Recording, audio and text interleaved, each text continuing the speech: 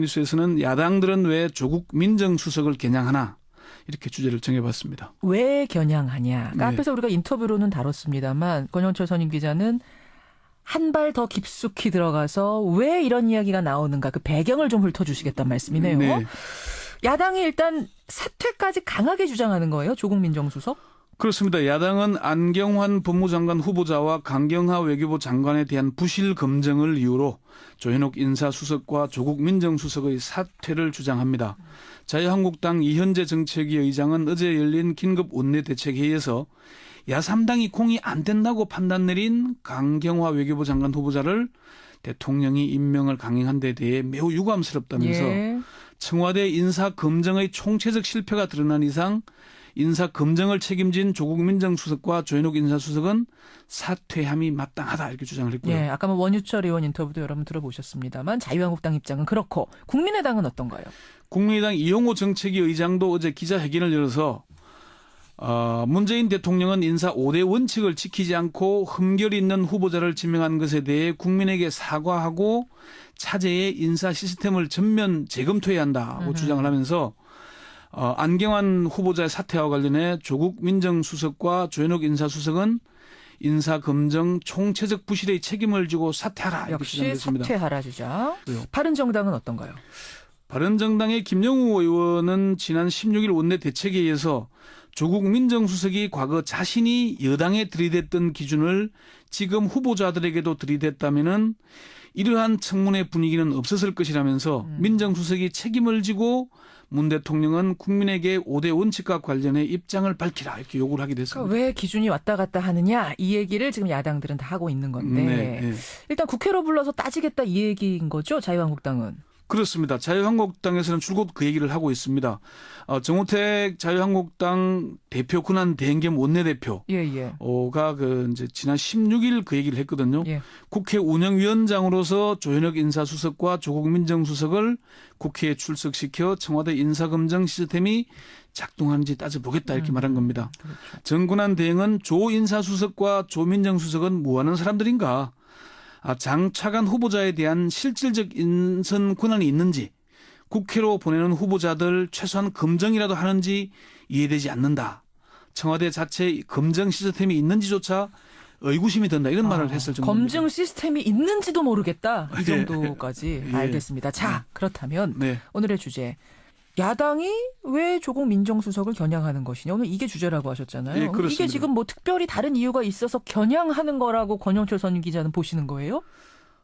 정치권에서는 그런 시각들을 많이 갖고 있습니다. 그래요? 조국 민정수석을 타겟으로 해서 열심히 지금 야당이 계속 공세를 하고 있다 이렇게 보고 있거든요. 그 이유가 첫 번째는 안경환 법무부 장관 후보자와 조국 민정수석이 특수관계이기 때문입니다. 사제지간이라는 건 지금 알려진 사실이죠. 예, 사제지간이기도 하고 또 뭐 서울대 법대 동료 교수이기도 그렇죠. 했죠. 그래서 부실 검증을 한 게 아닌가.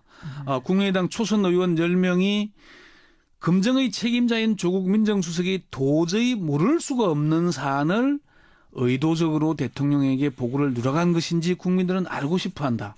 여기에 이제 의미가 있는 거죠. 진짜 몰랐던 거 맞냐? 예. 의도적으로 눈 감아준 거냐? 이 얘기예요? 평소 그렇게 자주 잘 아는 사이인데 예. 그걸 몰랐을 리가 있겠냐 이렇게 주장을 하고 있는 근데 거예요. 여기에 대해서 조국 수석의 답변이 나왔더라고요. 예. 진짜 몰랐다. 보도 보고 그제서야 확인했다. 그전에는 그냥 이혼한 걸로 알고 있었다. 이런 얘기죠. 그렇습니다. 어제 또 청와대 윤영찬 국민소통수석이 민정수석실에서 기존 박근혜 정부에서 사용하던 검증 방식대로 진행을 했다. 예. 안전 후보자가 제출한 서류 목록에는 혼인 무효 소송 기록을 확인할 수 있는 재적 등본이 포함되지 않았다. 재적 등본이란 걸 뗐어야만 요 기록이 나오는 건데. 혼인 무효 소송 기록이 예. 남아있다는 거죠. 전에 하던 관례대로 하면 지금 재적 등본을 제출할 필요는 없는 상황이었다. 이런 말이군요.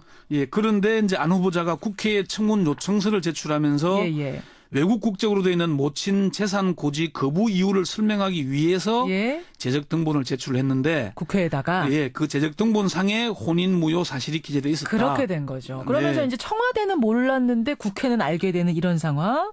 사실은 청와대가 이렇게 뭐 소상이 잘 안 밝히는데 이렇게 소상이 밝히는 이유는 조국 민정수석과 조현옥 인사수석의 책임론이 일고 있는데 이 과정이 이랬다. 그래서 밝히는 것이고 그래서 이걸 교훈 삼아서 인사검증 시스템을 재검토하고 과거 참여정부 시절의 인사추천위원회를 다시 가동하겠다. 이렇게 나온 거죠. 어쨌든 야당 입장에서는 아니 특수관계고 그렇게 친하다면서 이걸 몰랐을 리가 있냐. 따라서 책임은 더 무겁다. 의도적으로 묵살하려고 했던 거 아니냐라는 이유를 대고 있는 게 첫 번째. 그렇지만 아무래도 뭐 사제지간에 왜 위헌했냐라고 물어보기는 좀 어렵죠. 사실 그렇죠. 그런 이혼한 면도 걸로만 그냥 막연하게 알고 있었단 얘기. 예. 자, 왜 조국 민정수석을 야당은 더 심하게 겨냥하는 거냐. 두 번째 이유는 뭡니까?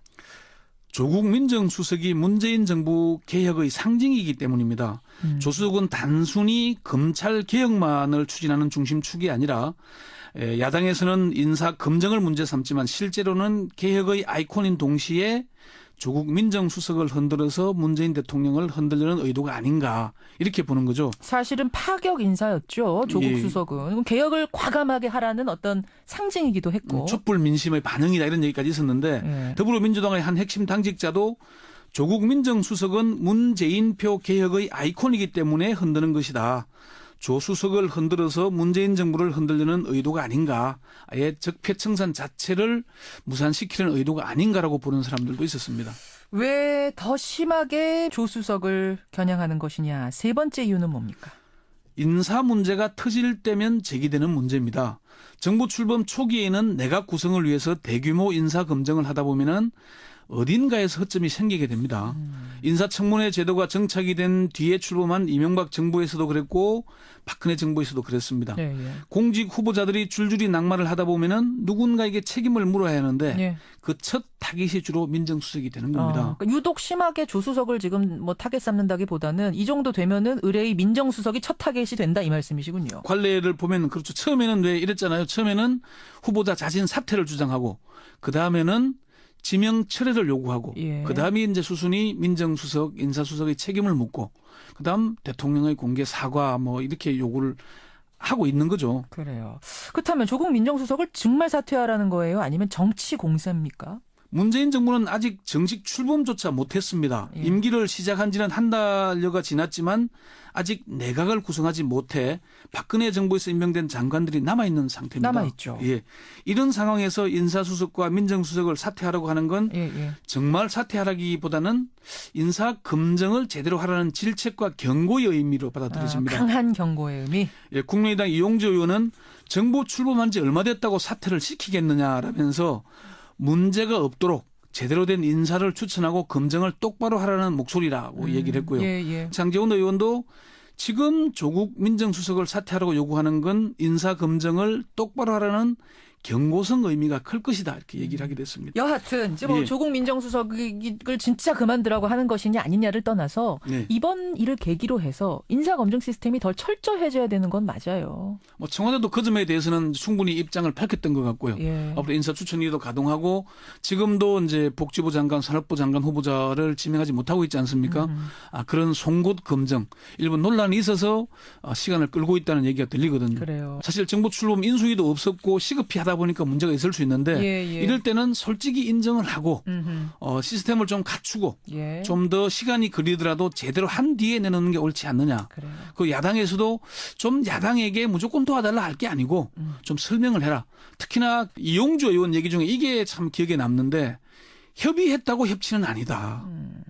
그럼 좀 여당이 좀 더 적극적으로 나설 필요가 있다는 생각이 들고요. 야당도 호응할 자세를 갖추어야 될 필요가 있을 거고요. 네, 그렇습니다. 국민들은 그걸 바랍니다. 여기까지 오늘의 와이뉴스 권영철 선임 기자 수고하셨습니다. 네.